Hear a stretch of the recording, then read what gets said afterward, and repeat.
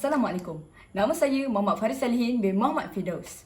Saya dari Kelab Unit Beruniform Pengakap. Dan hari ini, saya ingin berkongsi peralatan-peralatan asas yang perlu anda bawa sebelum pergi berkhemah. Berkhemah ini adalah situasi di mana kita keluar dari zon selesa kita. Ia juga merupakan salah satu aktiviti sihat yang diminati oleh ramai orang. Kalau selama ni kita duduk di rumah, dengan mudah kita boleh capai apa sahaja keperluan kita. Tetapi apabila berkhemah, semua perkara tidaklah mudah. Dan kita perlu berdikari menggunakan kemahiran kendiri. Terdapat ramai di antara kita kurang jelas apakah peralatan yang asas yang perlu dibawa ketika pergi berkhemah. Jadi, di sini ada beberapa peralatan penting yang perlu anda bawa sebagai persediaan asas ketika melakukan aktiviti berkhemah. Yang pertama, first aid kit. Barang ini adalah antara barang yang penting ketika anda memasuki hutan. Ia mampu memberi pertolongan kecemasan yang asas ketika kita mengalami kecederaan.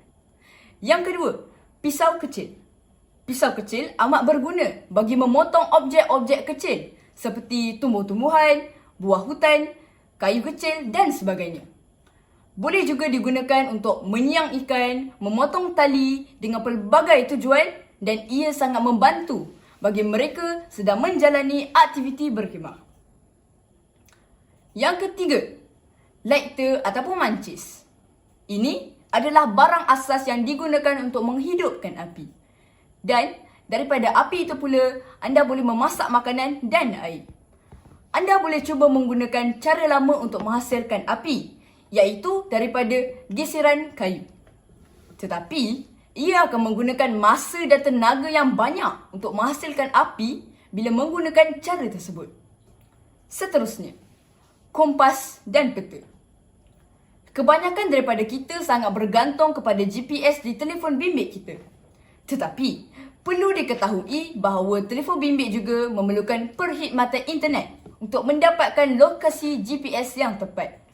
Dan selalunya capaian internet di dalam hutan adalah sangat rendah.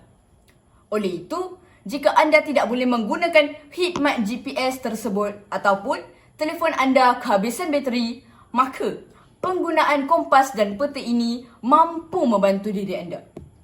Selain digunakan sebagai penunjuk lokasi, kompas turut membantu untuk menentukan arah kiblat. Oleh itu, jangan terlalu bergantung kepada teknologi. Tetapi, mahirkan diri dalam ilmu membaca peta dan tahu di mana utara, di mana selatan. Yang kelima, sleeping bag.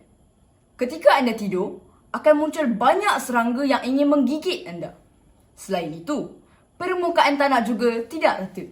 Perkara ini mungkin akan membuatkan anda tidak selesa ketika anda ingin tidur. Dengan menggunakan sleeping bag, anda dapat menutup kebanyakan bahagian badan anda daripada dada hingga ke bahagian kaki. Jadi, ia akan mengelakkan diri anda daripada digigit serangga dan permukaan sleeping bag yang sekata memberikan keselesaan untuk anda tidur. Yang keenam, tali. Dalam pengakap, tali merupakan salah satu barang yang penting ketika kita memasuki hutan. Ia boleh digunakan untuk buat khemah, sangkut baju, buat tripod untuk memasak air, menandu jalan dan pelbagai lagi. Bahkan, ia juga boleh digunakan untuk membuat alat bagi mengangkat orang sakit. Yang terakhir, lampu suluh. Ini merupakan salah satu perkara asas yang perlu ada. Mungkin ada yang mengatakan tidak mengapa sebab perjalanan hanya mengambil masa pada waktu pagi sahaja. Tetapi, ketahuilah bahawa ada yang pernah tersesat di dalam hutan sehingga waktu malam. Dan pada waktu tersebut, sudah tentu anda tidak nampak apa-apa. Tidak kisahlah perjalanan tersebut memakan masa hanya pada waktu pagi sahaja ataupun tidak, anda masih perlu bawa lampu untuk memudahkan diri anda jika tersesat di dalam hutan nanti. Jadi, secara ringkasnya, peralatan yang perlu dibawa ketika melakukan aktiviti perkhemahan adalah first aid kit, pisau kecil, lighter atau mancis, kompas dan peta, sleeping bag, tali pengakap dan terakhir adalah lampu suluh. Ini semua adalah survival kit untuk anda sebelum melakukan aktiviti perkhemahan. Dengan itu, saya harap info yang telah saya sampaikan tadi akan berguna pada satu hari nanti. Sekian, itu sahaja daripada saya. Terima kasih. Selalu sedia dari Pengakap Media.